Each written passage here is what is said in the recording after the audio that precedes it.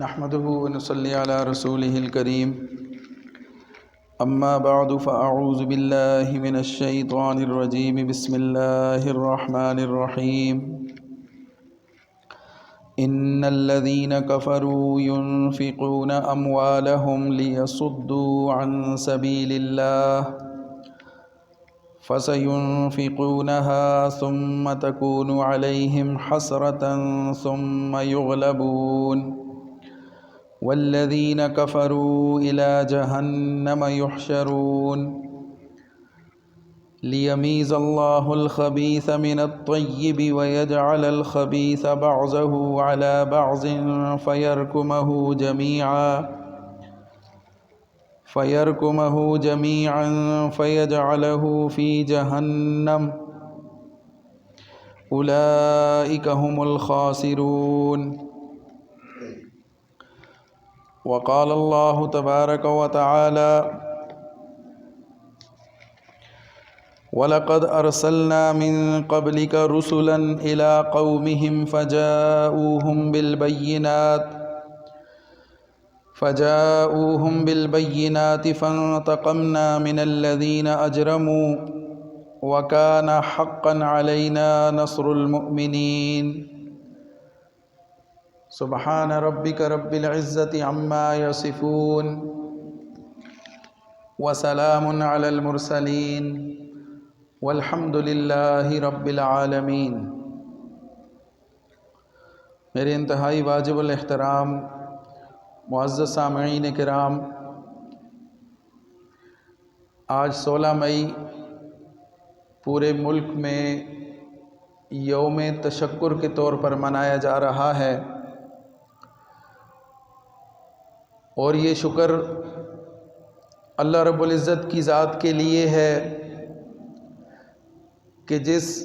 رب نے ہمیں دشمن پر ایک تاریخی فتح عطا فرمائی اور پوری دنیا میں اسلام سرخرو ہوا، مسلمان سرخرو ہوا اور ہمارے ملک کا نام روشن ہوا، تو یقیناً بحیثیت مسلمان ہمارا فرض بنتا ہے کہ ہم اللہ رب العزت کے حضور سر بسجود ہوں،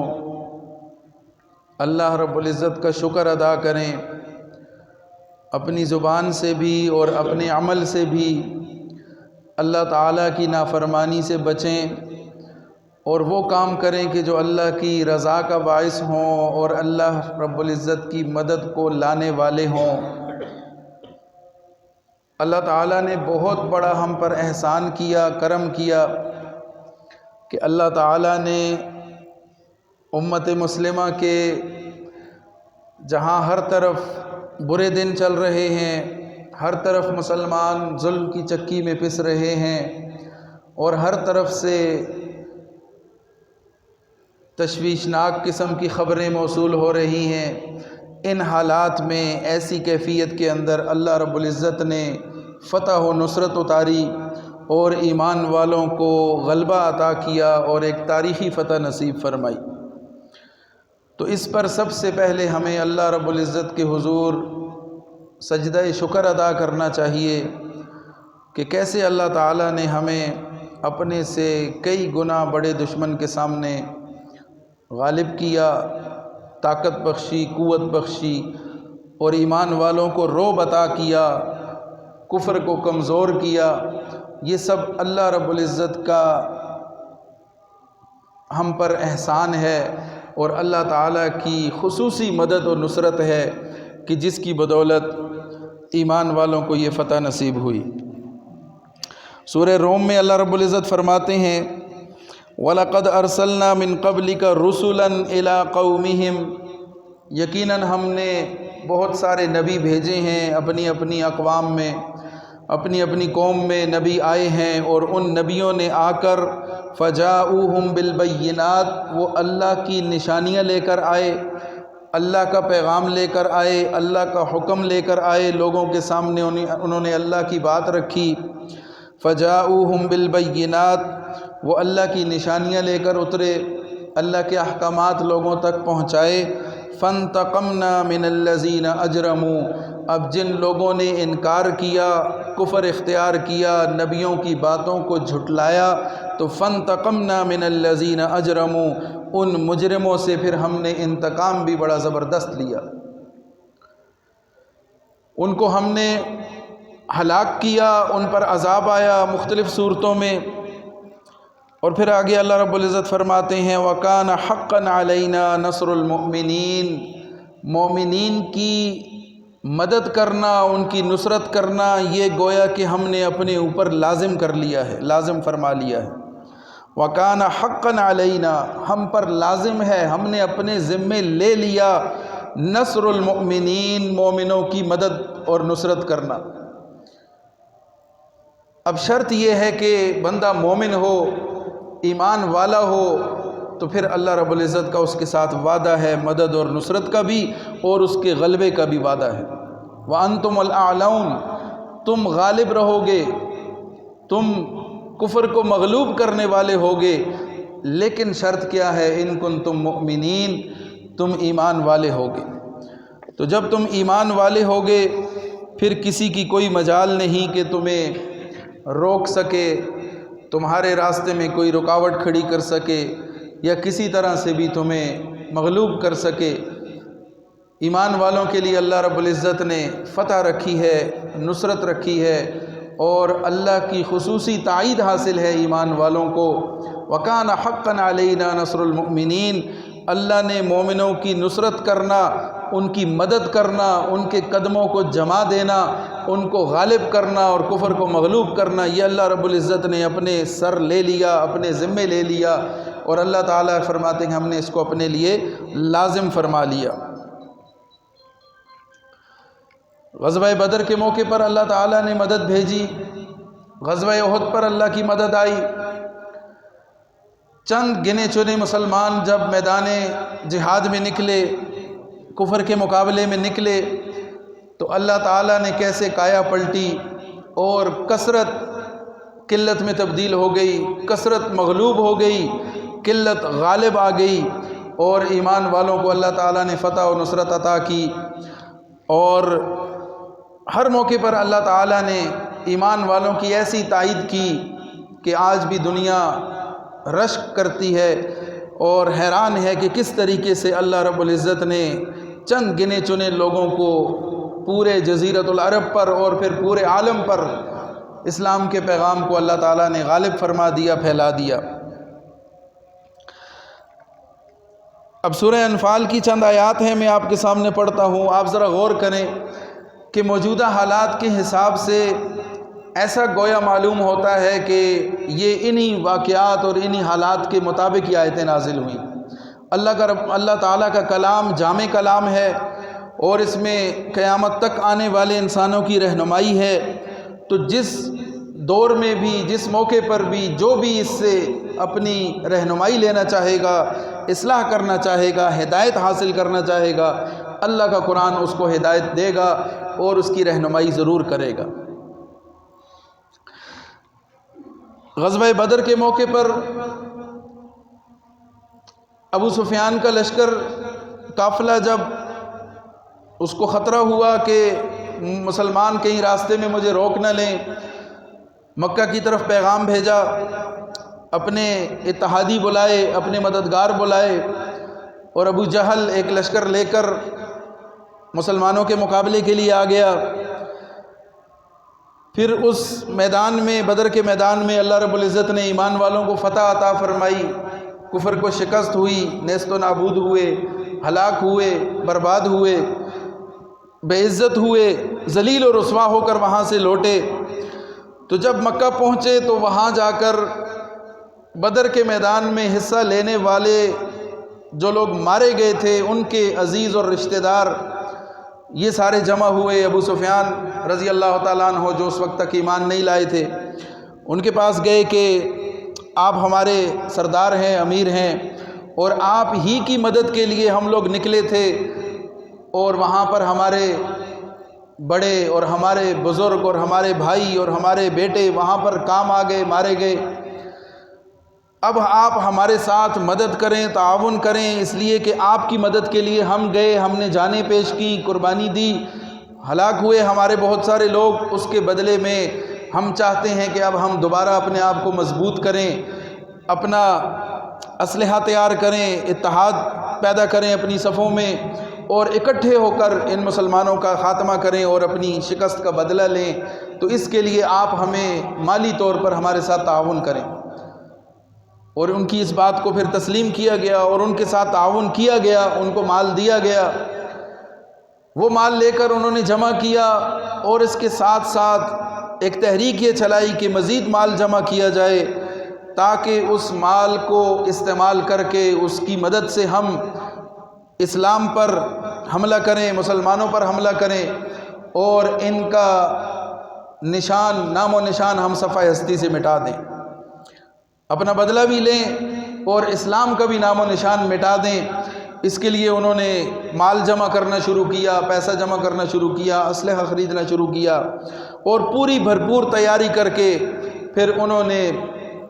معرکہ لڑا، احد کے میدان میں آئے۔ تو ان لوگوں نے جو مال جمع کیا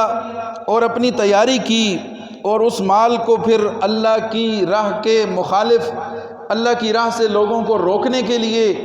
اور اسلام کا راستہ روکنے کے لیے اس مال کو خرچ کیا، تو وہی خرچ کیا ہوا مال ان کے لیے باعث حسرت بن گیا۔ اس سے نفع انہیں کچھ نہ ہو سکا، فائدہ نہ ہو سکا۔ بڑی انہوں نے تیاری کی، بڑا کچھ جمع کیا اور وہ مال لگایا، لیکن اس مال کے لگانے کے بعد ان کو سوائے حسرت کے اور مغلوب ہونے کے کچھ نہ ملا۔ تو اس منظر کو اللہ رب العزت نے قرآن کی آیت میں بیان فرمایا، ان الذین کفروا، بے شک جو لوگ کافر ہیں، ینفقون اموالہم، وہ اپنے مال خرچ کرتے ہیں، اپنی ساری صلاحیتیں خرچ کرتے ہیں، طاقت جمع کرتے ہیں، کس لیے؟ لیصدوا عن سبیل اللہ، تاکہ وہ اللہ کے راستے سے روک سکیں، ایمان والوں کا راستہ روک سکیں، اسلام کے راستے میں رکاوٹ کھڑی کر سکیں، اللہ کا نام لینے والا دنیا میں کوئی باقی نہ ہو۔ اس حوالے سے وہ پوری کوشش کرتے ہیں، پورا مال لگاتے ہیں، ساری طاقت صرف کر دیتے ہیں۔ ینفقون اموالہم، اپنا مال خرچ کرتے ہیں اور جمع کر کر کے اس مال سے اسلحہ خریدتے ہیں، تیاری کرتے ہیں، مسلمانوں کے خلاف خود کو تیار کرتے ہیں۔ لیصدوا عن سبیل اللہ، وجہ کیا ہے؟ وہ اللہ کے راستے سے لوگوں کو روکنا چاہتے ہیں۔ بدر کے میدان میں جب وہ لوگ گئے تو روایات میں آتا ہے کہ ان کے بڑے بڑے سرداروں نے اس سارے لشکر کا خرچہ اپنے ذمہ لیا ہوا تھا۔ ان میں 12 سردار تھے، جن میں ابو جہل اور عتبہ اور شیبہ بھی شامل تھے۔ ان 12 سرداروں نے اس 1000 کے سارے لشکر کا خرچہ اپنے ذمہ لیا، اور صبح شام جو کھانا، جو روٹی، جو ان کا خرچہ ہو رہا تھا وہی اپنی طرف سے کر رہے تھے۔ تو ان کا مال لگ رہا تھا، اسلام کے خلاف لگ رہا تھا، اور اس مقصد کے لیے لگ رہا تھا کہ لوگوں کو اللہ کا نام لینے سے روکا جائے، ایمان والوں کا راستہ روکا جائے، اسلام کا راستہ روکا جائے۔ تو انہوں نے اپنا مال خرچ کیا۔ پھر اسی طرح جو مکہ کے اندر انہوں نے مال جمع کیا اپنی اسلحے کے لیے، اور اپنے ساری ترتیب انہوں نے بنائی مسلمانوں کے خلاف، وہاں پر مال خرچ کیا۔ مقصد کیا تھا؟ اللہ کے راستے سے روک سکیں، مسلمانوں کے راستے میں رکاوٹ ڈال سکیں۔ فَسَيُنْفِقُونَهَا، اللہ کہتا ہے ان قریب یہ اور خرچ کریں گے، یہ مال اور بھی لگائیں گے، اس کو خرچ کریں گے اور اپنی پوری صلاحیتیں لگائیں گے، اس لیے کہ کافر کی نظر اسباب پر ہے، اس کی نظر مال پر ہے۔ وہ یہ سمجھتا ہے کہ مال ہوگا تو میرا غلبہ ہو جائے گا، میرے پاس دنیاوی وسائل ہوں گے تو میں دنیا پر غالب آ جاؤں گا، میں مسلمانوں کو دبا لوں گا۔ اور یہی اس کی سب سے بڑی بھول ہے کہ اس کی نظر مادیت پر ہے، اس کی نظر اسباب پر ہے، اشیاء پر ہے، اور پھر اس کے لیے جمع کرتا ہے، مال بناتا ہے۔ اس مال کو وہ خرچ کریں گے، فَسَيُنْفِقُونَهَا، ان قریب اس مال میں سے وہ خرچ بھی کریں گے۔ لیکن ہوگا کیا؟ ان کا مال جب خرچ ہوگا، لگے گا، اس کا نتیجہ کیا نکلے گا؟ ثُمَّ تَكُونُ عَلَيْهِمْ حَسْرَةً، اللہ ان کے لیے اس مال کو خرچ کرنے کے بدلے حسرت بنا دیں گے۔ یعنی یہ مال خرچ کرنا ان کے لیے حسرت کا سبب بن جائے گا، افسوس کریں گے، اپنا سر پیٹتے رہ جائیں گے کہ ہم نے تو اتنا مال جمع کیا تھا، ہم نے تو اتنا اسلحہ جمع کیا تھا، ہم نے تو اتنی ٹیکنالوجی حاصل کی تھی، لیکن وہ کیا ہوا کہ ساری کی ساری ہمارے ہی گلے پڑ گئی اور ہمیں اس سے فائدہ کچھ نہ ہوا، ہمارے اربوں خربوں روپے اور ڈالر لگ گئے، ہم اکٹھا کرتے رہے سارا مال، لیکن آن کی آن میں ایک ہی ہوا چلی اور اللہ تعالیٰ نے سارے کا سارا کام ملیا میٹ کر کے رکھ دیا۔ ثم تکون علیہم حسرتاً، ان کا مال خرچ کرنا اللہ ان کے لیے حسرت کا باعث بنا دے گا، افسوس کریں گے، روئیں گے، پیٹیں گے، چلائیں گے کہ جو کچھ ہم نے جمع کیا تھا وہ تو ہمارے کسی کام نہ آ سکا۔ ثم یغلبون، پھر وہ مغلوب بھی ہو جائیں گے، فتح یاب نہیں ہوں گے۔ دنیا بہت اکٹھی کی انہوں نے، مال اسباب بہت جمع کیا، لیکن وہ سارے کا سارا جمع کیا ہوا مال اسباب ان کے کسی کام نہ آ سکا۔ تو اس آیت کو ذرا آج اپنے حالات پر پرکھ کر دیکھ لیں کہ ایک طرف باطل، ساری دنیا کا باطل اکٹھا ہے، وہ ہر قسم کا اسلحہ خرید رہا ہے، وہ جدید سے جدید ٹیکنالوجی حاصل کر رہا ہے، وہ اسرائیل سے ڈرون خریدتا ہے، وہ رشیا سے اپنا ڈیفنس سسٹم خریدتا ہے،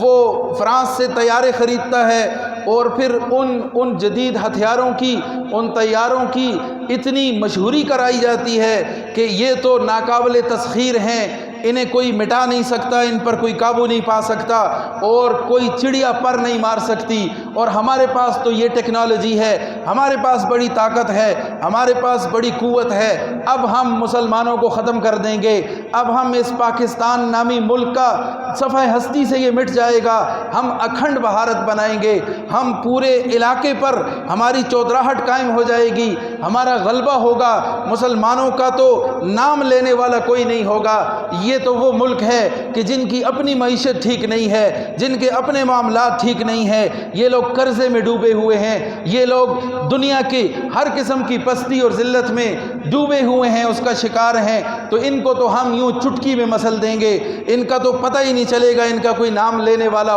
بھی نہیں ہوگا۔ اس کام کے لیے وہ مال لگاتے ہیں، وہ خرچ کرتے ہیں، وہ بلین ڈالر لگا کر، وہ خربوں اربوں روپے اور ڈالر لگا کر وہ اسلحہ خریدتے ہیں، دنیا جہان کی ٹیکنالوجی جمع کرتے ہیں، اور پھر وہ اس پر مغرور ہیں، اس پر ان کو ناز ہے کہ یہ ہمارے کام آئیں گی، لیکن اللہ تعالیٰ کی اپنی حکمتیں ہیں، اللہ رب العزت کا اپنا نظام ہے۔ اللہ فرماتا ہے یہ مال جمع کریں گے تاکہ تمہیں اللہ کے راستے سے روک سکیں، ایمان والوں کا راستہ روک سکیں، مسلمانوں کو روک سکیں، ان کے راستے میں رکاوٹ ڈال سکیں، پھر یہ مال خرچ کریں گے، یہ اس مال کو چلائیں گے، استعمال کریں گے، لگائیں گے، لیکن یہ مال ان کی فتح کی بجائے ان کے لیے حسرت کا سبب بن جائے گا۔ ثم تکون علیہم حسرتاً ثم یغلبون، پہلے یہ گریں گے، ان کے طیارے گریں گے، پوری دنیا میں یہ بے عزت ہو جائیں گے، یہ ناکام ہو جائیں گے، یہ شرمندہ ہو جائیں گے، پھر پنگا لیں گے، پھر شرمندہ ہوں گے، پھر ان کو خارش آئے گی، پھر پنگا لینے کی کوشش کریں گے، پھر اللہ ان کو مغلوب کرے گا اور ان کو نیست و نابود کرے گا، اور ایمان والوں کو اللہ غالب کرے گا۔ ثم یغلبون، پھر یہ ان کا خرچہ کرنا، یہ سارا ان کے لیے باعث حسرت اور ندامت بن جائے گا، اور یہ آخرکار مغلوب ہو کے رہ جائیں گے۔ جو کل تک بڑے غرور و تکبر سے بات کیا کرتے تھے اور دنیا میں اپنے آپ کو کچھ سمجھا کرتے تھے، اللہ تعالیٰ نے ایک کمزور قوم کے ذریعے سے ان پر ذلت کو مسلط کر دیا۔ اب یہاں یہ بات بھی ہمیں ذہن میں رکھنی چاہیے کہ یہ سارے کا سارا جتنا منظرنامہ ہمارے سامنے آیا، اللہ رب العزت کی مدد اور نصرت کے ساتھ یہ کچھ ہوا، اس لیے کہ آج ہمارے سادہ لوگ مسلمان، اور کچھ وہ سادگی کی وجہ سے، ناسمجھی کی وجہ سے، اور کچھ منافقین اپنے نفاق کو ظاہر کرنے کے لیے ان کی باتوں کا رخ صرف ایک طرف ہے کہ چونکہ ہمارے ساتھ چائنا نے مدد کی، چونکہ ہمارے پاس فلاں فلاں ٹیکنالوجی تھی، اور چونکہ فلاں ہو گیا تو تب ہم کامیاب ہو گئے، ورنہ ہماری حالت اچھی نہیں تھی۔ وہ یہ بھول جاتے ہیں کہ رب تعالیٰ بھی موجود ہے، اصل طاقت اس کے پاس ہے، اصل قوت اس کے پاس ہے، وہ ہمیں دنیا میں غالب کرنے کا ذریعہ بنتا ہے، مختلف چیزوں کو ذریعہ بنا دیتا ہے ہمارے لیے۔ تو جنگ کے دوران کسی سے تعاون لینا، کسی کی مدد لینا، اور اس کا پھر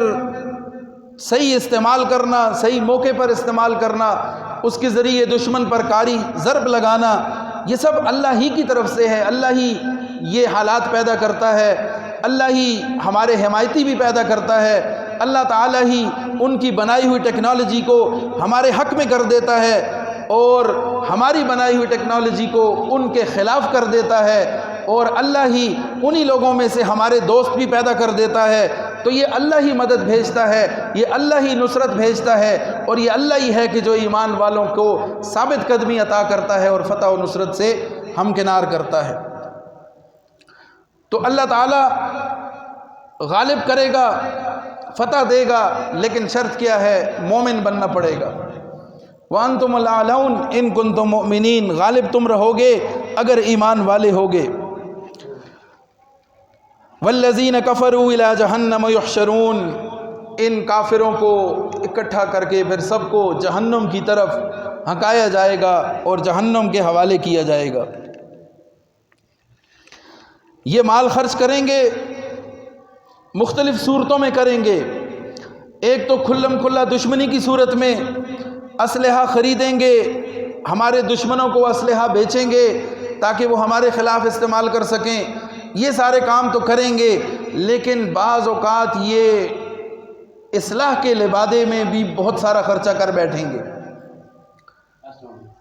یہ لوگ اصلاح کی خاطر، دکھانے کی خاطر، لوگوں کو دکھانے کی، دنیا کو دکھانے کے لیے کہ ہم فلاحی کام کر رہے ہیں، ہم سماجی کام کر رہے ہیں، ہم ہسپتال بنا کے دے رہے ہیں، ہم لوگوں کے پانی کے مسائل حل کر رہے ہیں، اور ہم ان کو مختلف بیماریوں کے علاج کے لیے ان کی ویکسینیشن کر رہے ہیں۔ طرح طرح کے مختلف روپ دھار کر یہ اپنا مال، اپنا خرچہ کر کے آئیں گے۔ مقصد کیا ہوگا؟ لِيَصُدُّوا عَن سَبِيلِ اللَّهِ، لوگوں کو اللہ سے روکنا ہے، لوگوں کو کافروں کا ہم نوا بنانا ہے، ان کا دوست بنانا ہے، ان کے ساتھ تعاون کر کے، ان کی مدد کر کے ان کو بلیک میل کرنا ہے اور اپنے ساتھ ملانا ہے۔ خرچہ کریں گے، مال لگائیں گے اور بے تحاشا لگائیں گے، میڈیا کو خریدیں گے، کمپنیاں بنائیں گے، ادارے بنائیں گے، طرح طرح کے پاپڑ بیلیں گے، اربوں اور کھربوں روپے اور ڈالر لگا کر یہ کسی طریقے سے ایمان والوں کا راستہ روکنے کی کوشش کریں گے۔ مال خرچ کریں گے اور نتیجہ حاصل کرنے کی کوشش کریں گے، لیکن اللہ تعالیٰ کا فیصلہ کیا ہے؟ یہ مال خرچ کرنا انہی کے لیے حسرت کا سبب بن جائے گا۔ آپ ذرا غور کریں کہ کس طریقے سے اہل باطل سارے کا سارا میڈیا اپنے قابو میں کرتے ہیں، اس کو کنٹرول کرتے ہیں، اس کے ذریعے وہ باتیں ہم تک پہنچاتے ہیں کہ جو وہ چاہتے ہیں۔ اپنی اینک لگا دیتے ہیں میڈیا کی آنکھوں پر، اور پھر انہیں وہی نظر آتا ہے کہ جو باطل چاہتا ہے۔ پھر یہ باطل کروڑوں اربوں روپے لگا کر کوشش کر کے مسلمانوں کو اپنی راہ پر لگانے کی کوشش کرتا ہے، ان کے اندر بے راہ روی کو پھیلانا اور ایمان والوں سے ان کو متنفر کرنا، علماء سے، طلباء سے، مدارس سے، اہل حق سے ان کو بدظن کرنا، اور خصوصاً جہاد کی آواز کو دبانا، مجاہدین کو دبانا اور ان کی آواز کو روکنا۔ اس پر ان کی دن رات کی بے شمار صلاحیتیں لگ رہی ہیں، ان کا مال لگ رہا ہے، اور اس میں کوئی مبالغہ نہیں ہے کہ بے تحاشا ان کے وسائل اس پر لگ رہے، اور وہ لگاتے ہیں، اس میں کوئی چھپی ہوئی بات نہیں ہے۔ وہ اپنے مقاصد حاصل کرنے کے لیے بھرپور طریقے سے خرچ کرتے ہیں، لیکن اللہ تعالیٰ کی عجیب قدرت ہے کہ ان کی ساری جو کی ہوئی پلاننگ ہے وہ چند لمحوں میں اللہ تعالیٰ وہ اس کو مکڑی کا جالا ثابت کرتے ہیں اور وہ سب کچھ اڑ جاتا ہے۔ سالوں کے سال گزر گئے، مجاہدین کو دبانے کی کوشش کی گئی، ان کی آواز کو دبانے کی کوشش کی گئی، ان کی قیادت کو دبانے کی کوشش کی گئی، ان کا نام لینا جرم بنا دیا گیا، انہیں عالمی دہشت گردوں کی فہرستوں میں شامل کیا گیا، اور ان کے خلاف زہر اگلا گیا، پروپیگنڈا کیا گیا، بہت کچھ کیا گیا، لیکن اپنے ہی ایک عمل سے انہوں نے یہ سارے کا سارا منظر اپنے ہی مخالف کر لیا۔ سالوں کی محنت ان کی ایک ہی لمحے میں اس پر سارا پانی پھر گیا۔ کہ جب رات کے اندھیرے میں چھپ کے انہوں نے بزدلوں کی طرح چھپ کے وار کیا اور معصوم لوگوں کے گھروں پر اور عبادت گاہوں پر مسجدوں پر میزائل داغے اور معصوم بچے اور خواتین شہید ہوئیں، نوجوان شہید ہوئے، تو دنیا کی آنکھیں کھلی، پتہ کرنے لگے کہ کیا ہوا، کہاں پہ حملہ ہوا۔ پتہ چلا کہ بھاولپور پہ حملہ ہوا۔ اچھا وہ کون لوگ تھے؟ یہ جیش محمد والے ہیں۔ یہ وہ نام ہے کہ جس نام کو لینا مشکل بنا دیا گیا، پابندیاں لگا دی گئیں، لیکن آج دنیا جیش محمد کا نام لے رہی ہے۔ کس کے گھر پہ حملہ ہوا؟ مولانا مسعود اظہر کے گھر پہ حملہ ہوا۔ اچھا یہ کون ہے؟ اوہو یہ تو مولانا مسعود اظہر تو وہ ہے کہ جو انڈیا کی جیل سے رہا ہوئے تھے۔ اب خود بخود اللہ تعالیٰ نے اس سارے منظر کو، یہ انہی کا میڈیا، انہی کے رپورٹر، وہ سارے انہی کے طرف سے سارے لوگ مسلمانوں کی کہانیاں دنیا کو سنا رہے ہیں کہ یہ تو وہ مجاہد ہیں کہ جو فلاں فلاں کام انہوں نے کیے، ان کی یہ تنظیم ہے، یہ اس لیول کے لوگ ہیں، یہ کشمیر میں کام کر رہے ہیں، فلاں فلاں جگہوں پہ کیا کام کر رہے ہیں۔ یہ ساری تفصیلات وہ خود بیان کر رہے ہیں۔ جس کام کو روکنے کے لیے، جن ناموں کو دبانے کے لیے ان کے سارے وسائل لگے تھے، وہی وسائل انہی کے خلاف استعمال ہو رہے ہیں۔ اللہ تعالیٰ نے کیسا منظر پلٹا کہ آج ایک ہی دن کے اندر پھر وہی مسعود اظہر کے جس کا نام لینا بھی ایک جرم بنا دیا گیا، اسی مولانا مسعود اظہر کی تقاریر ہر شخص کے موبائل میں اور سٹیٹس پہ لگی ہوئی، اور دنیا کے اندر جہاد کا پیغام ایک دم سے عام ہو گیا، دوبارہ سے ماحول بن گیا۔ ان شہداء کے خون کی برکت ہے، ان معصوم بچوں کے خون کی برکت ہے کہ جو غزوہ ہند کی اس لڑائی کے اندر افضل شہداء میں شامل ہوئے، تو ان کا خون بہنے کی دیر تھی کہ اللہ رب العزت نے جہاد کے پیغام کو زمین سے آسمان تک پہنچا دیا۔ پوری دنیا میں جہاد کی صدائیں بلند ہونے لگیں، اور یہ کون کر رہا ہے؟ یہ انہی کا خریدا ہوا میڈیا خود ہی کر رہا ہے۔ وہی میڈیا اور اسی میڈیا کے ذرائع اسی جہاد کے پیغام کو خود عام کر رہے ہیں کہ جس کو روکنے کے لیے وہ ان کو بنایا گیا ہے، ان کو مال دیا گیا ہے، ان کی ساری کوششیں اسی پر لگی ہوئی ہیں۔ تو اس طریقے سے اللہ تعالیٰ ان کا خرچ کیا ہوا مال انہی کے لیے باعث حسرت بنا کے رکھ دیتا ہے۔ فَسَوْفَ تَكُونُ ثُمَّ تَكُونُ عَلَيْهِمْ حَسْرَةً، وہ مال لگائیں گے، خرچ کریں گے، اپنی دن رات کی ساری صلاحیتیں لگا دیں گے، لیکن نتیجہ کیا نکلے گا؟ ثُمَّ تَكُونُ عَلَيْهِمْ حَسْرَةً، افسوس اور حسرت کے سوا ان کے پاس کچھ نہیں ہوگا۔ اپنے سر میں خاک ڈالیں گے، اپنا سر پیٹیں گے، چلائیں گے، پکار کے کہیں گے ہائے افسوس، یہ کیا ہو گیا ہمارے ساتھ، ہم نے کیا کیا تھا، کیا سوچا تھا، کیا پلاننگ کی تھی، اور یہ بدلے میں ہمارے ساتھ کیا ہو گیا، یہ ہماری ساری تدبیریں ہمارے ہی اوپر الٹ گئیں، پلٹ گئیں۔ ثم یغلبون، پھر یہ مغلوب ہو جائیں گے۔ والذین کفروا الی جہنم یحشرون، ان کفار کو اللہ تعالیٰ پھر جہنم کی طرف جمع کرے گا۔ لیمیز اللہ الخبیث من الطیب، یہ سارا منظرنامہ اللہ نے کیوں بیان کیا؟ تاکہ اللہ تعالیٰ پاک کو ناپاک سے الگ کر کے دکھا دے دنیا کو، سچ اور جھوٹ الگ ہو جائے، ایمان اور کفر الگ ہو جائے، ایمان اور منافق الگ ہو جائے، مسلمان اور منافق الگ ہو جائے۔ لیمیز اللہ الخبیث، تاکہ اللہ الگ کر دے، تمیز ہو جائے ان کی خبیثوں کی اور ایمان والوں کی۔ وَيَجْعَلَ الْخَبِيثَ بَعْضَهُ عَلَى بَعْضٍ، اور ان خبیثوں کو، ان ناپاک لوگوں کو ایک کے اوپر دوسرے کو اللہ ایک ہی جگہ جمع کریں گے، یہ اکٹھے ہوں گے۔ پھر جیسے نیکی کو کھینچتی ہے، اسی طرح کفر بھی کفر کو کھینچتا ہے، باطل کو کھینچتا ہے، اور یہ سارے پھر اکٹھے ہوں گے۔ وَيَجْعَلَ الْخَبِيثَ بَعْضَهُ عَلَى بَعْضٍ، ان سارے خبیثوں کو اللہ تعالیٰ دوبارہ اکٹھا کرے گا۔ فَيَرْكُمَهُ جَمِيعًا، ان کے ڈھیر کے ڈھیر لگ جائیں گے، جیسے ڈھیر لگ جاتا ہے اور جس طرح ایک جگہ بہت سارا مال جمع ہو جاتا ہے، اس طرح اللہ ان کو ایک جگہ جمع کرے گا۔ فَيَجْعَلَهُ فِي جَهَنَّمَ، اس طرح جمع کر کے اللہ تعالیٰ ان کو جہنم کے حوالے کرے گا۔ جب انہیں مار پڑے گی، جب ان کے اوپر کاری ضرب لگے گی، تو یہ پھر دوڑتے ہوئے اپنے ابا حضور کے پاس پہنچ جائیں گے کہ ہماری جنگ بندی کرا دو۔ پہلے وہ غرور و تکبر کے سے بھرے ہوئے ہوں گے، لیکن جب ایمان والوں کی یلغار ان پر پڑے گی، جب سیسا پلائی ہوئی دیوار، بنیان و مرصوص کا نام لیوا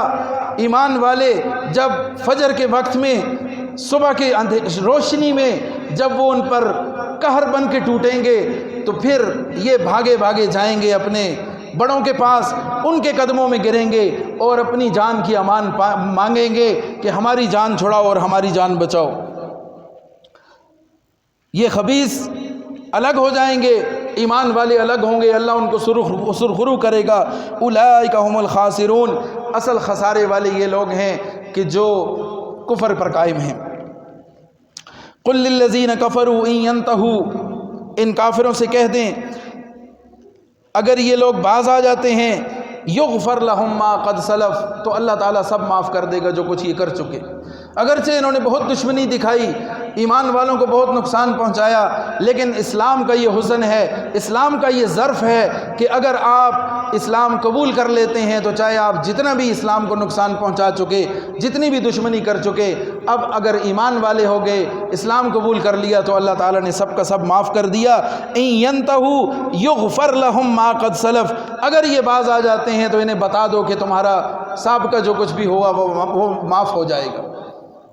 حضرت ابو سفیان رضی اللہ تعالیٰ عنہ، حضرت خالد بن ولید رضی اللہ تعالیٰ عنہ، حضرت عمر بن عاص رضی اللہ تعالیٰ عنہ، حضرت اکرمہ بن ابی جہل، یہ سارے کے سارے وہ حضرات ہیں، اور بہت سارے اور بھی دیگر صحابہ میں شامل ہیں کہ جنہوں نے بہت زیادہ اسلام کو ابتدا میں ان کی وجہ سے نقصان پہنچا۔ غزوہ بدر ابو سفیان رضی اللہ تعالیٰ عنہ کی پکار پر ہوا، ان کی مدد کو آئے۔ پھر احد میں ابو سفیان قیادت کر رہے تھے اور مسلمانوں کو وقتی طور پر شکست کا سامنا کرنا پڑا اور بہت سارا نقصان اٹھانا پڑا۔ خالد بن ولید رضی اللہ تعالیٰ عنہ جو اس نقصان کا باعث بنے میدان احد میں، لیکن یہ سب جب مسلمان ہو گئے تو اللہ تعالیٰ نے ان کے سارے گناہوں کو معاف کر دیا۔ حضرت عمر بن عاص رضی اللہ تعالیٰ عنہ جب اسلام قبول کرنے لگے تو رسول اللہ کی خدمت میں پیش ہوئے، اپنا ہاتھ بڑھایا، کہا رسول اللہ سے کہ اے اللہ کے رسول اپنا ہاتھ آگے کریں، میں آپ کے ہاتھ پہ بیعت کرتا ہوں، اسلام قبول کرتا ہوں۔ نبی علیہ السلام نے ہاتھ بڑھایا، حضرت عمر بن عاص نے ہاتھ کھینچ لیا۔ حضور نے فرمایا کیا ہوا؟ کہنے لگے اے اللہ کے رسول ایک میری شرط ہے، مجھے ایک تشویش ہے کہ میں جو کچھ پہلے کر چکا، جو گناہ ہو چکے، ان کا کیا بنے گا؟ وہ میرے نقصان کا باعث تو نہیں ہوں گے؟ تو حضور نے فرمایا کیا آپ کو معلوم نہیں ہے الاسلام یہدم ما کان قبلہ، اسلام تو ختم کر دیتا ہے اس سب کو کہ جو کچھ پہلے ہو چکا۔ اور اسی طرح ہجرت بھی گناہوں کے دھونے کا باعث ہے، اور حج کے ذریعے بھی تمام گناہ معاف کر دیے جاتے ہیں، اسلام قبول کرنے سے تمام گناہ معاف کر دیے جاتے ہیں۔ تو آپ سے کوئی باز پرس نہیں ہوگی، آپ کا ایمان قبول کیا جائے گا۔ تو فرمایا ان ینتہوا یغفر لہم ما قد سلف، اگر یہ لوگ باز آ جائیں تو ان کو بتا دو کہ جو کچھ ہو چکا اللہ نے وہ معاف کیا، لیکن یاد رکھو وَإِن يَعُودُوا، اگر یہ دوبارہ پنگا لیں گے، اگر یہ دوبارہ کوشش کریں گے، اگر یہ دوبارہ تمہارے ساتھ وہی رویہ اختیار کریں گے تو پھر ان کو یاد دلا دو فقد مضت سنت الاولین، تو پھر دوبارہ سے ہمیں کوئی نئی پلاننگ نہیں کرنی پڑے گی، کوئی نئے قاعدے قانون وضع کرنے نہیں پڑیں گے، ان کو مغلوب کرنے کے لیے کوئی نیا فارمولہ ایجاد نہیں کرنا پڑے گا۔ سابقہ قوموں کے حالات دیکھ لو، نوح علیہ السلام کی قوم کے ساتھ کیا ہوا، ابراہیم علیہ السلام کی قوم انہیں ختم کرنا چاہتی تھی، نہ کر سکی۔ موسیٰ علیہ السلام کی قوم نے کیا کیا، فرعون کا کیا حشر ہوا، لوط علیہ السلام کی قوم کے ساتھ کیا حشر ہوا۔ تم اپنے حالات دیکھ لینا، بدر میں کیا حالات ہوئے، کیسی کیفیت کے ساتھ، کس طریقے سے تمہارے 70 لوگ مردار ہوئے، کیسے تمہارے قیدی بنے، اور کیسے تمہارے مردہ لوگوں کو اندھے کنویں میں ڈالا گیا۔ احد میں کیسے تم ذلیل و رسوا ہوئے جبکہ تم غالب ہو چکے تھے، اس کے باوجود اللہ نے تم پر رعب ایسا ڈالا، اللہ نے مسلمانوں پر سکینہ نازل کیا، ان پر اللہ تعالیٰ نے رحمت نازل کی، تم وہاں سے مغلوب ہو کر،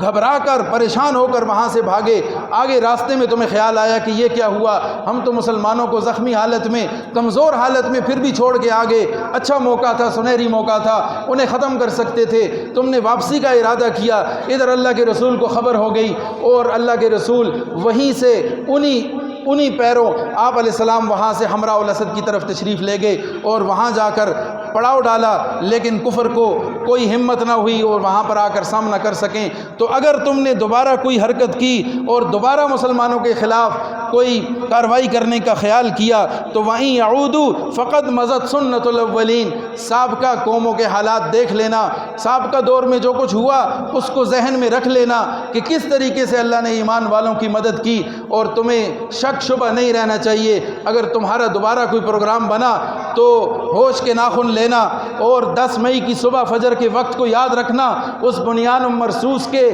آپریشن کو یاد رکھنا، اور فتح میزائل کہ جو ان معصوم بچوں کے نام پر ان ایمان والوں نے تکبیر کا نعرہ بلند کر کے تمہاری پوسٹوں پر داغے ہیں اور تمہاری لاشوں کے ڈھیر لگائے ہیں، اس وقت کو یاد کر لینا۔ فقط مزت سنت الاولین، سابقہ دور کو یاد کر لینا، تمہارا پھر ایسے ہی علاج ہو جائے گا۔ تو اور ایمان والوں کو اللہ رب العزت غالب فرمائیں گے۔ وقاتلوہم حتی لا تکون فتنہ، اللہ کہہ رہا ہے لڑتے رہو یہاں تک کہ سارے کا سارا فتنہ ختم ہو جائے، وَيَكُونَ الدِّينُ كُلُّهُ لِلَّهِ، اور پوری دنیا پر اسلام غالب ہو جائے۔ فَإِنِ انْتَهَوْا، اگر وہ پھر باز آ جائیں، رک جائیں، تو تم نے فَإِنَّ اللَّهَ بِمَا يَعْمَلُونَ بَصِيرٌ، اللہ جانتا ہے کہ وہ کس نیت سے ہیں، تم نے ظاہر پر حکم لگانا ہے اور انہیں معاف کر دینا ہے۔ وَإِن تَوَلَّوْا، پھر لوٹ آئے، پھر اپنی بری فطرت کی وجہ سے تمہارے ساتھ اگر دشمنی کرنے لگے، تم نے پریشان نہیں ہونا، گھبرانا نہیں ہے،